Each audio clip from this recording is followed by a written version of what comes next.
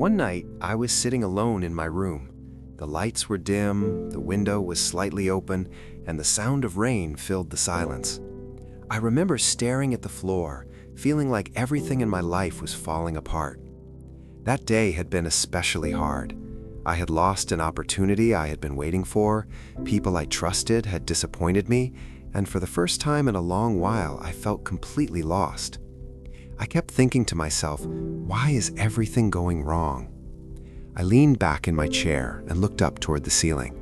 For some reason, I started talking out loud. Jesus, I keep telling people that I trust you. I tell them that everything happens for a reason, but honestly, right now, I don't understand anything.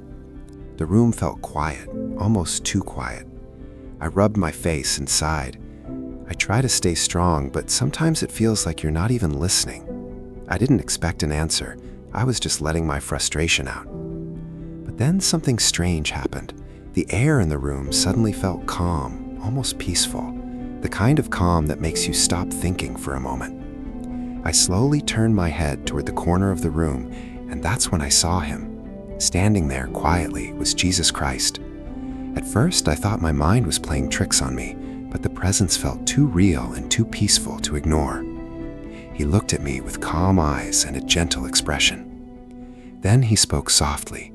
"Why do you think I'm not listening?" His voice was gentle, yet it felt like it filled the entire room. I didn't know what to say at first, but finally I admitted, I just feel alone. It feels like every time I try to move forward, something pushes me back. He took a small step closer and said, "You see obstacles, but I see the path that is shaping you." I frowned slightly and replied, "That doesn't make the pain easier." He nodded with understanding. "I know," he said calmly, "but pain is not always punishment. Sometimes it is preparation." I sat there quietly, thinking about his words. Preparation? For what? I asked him that question. He replied, "For the person you are becoming." He gently gestured toward the window. I turned and looked at the rain falling steadily outside. "Storms feel endless when you are standing in them," he continued, "but storms also bring growth. Without the rain, nothing would grow." I stayed silent for a moment because deep down I knew he was right. "I just wish things were easier," I whispered. He smiled softly and said, "Easy paths rarely lead to strong hearts, but remember this, you are not walking alone." I looked back at him and he continued, "Every time you think I'm silent, I'm working in ways you cannot yet see."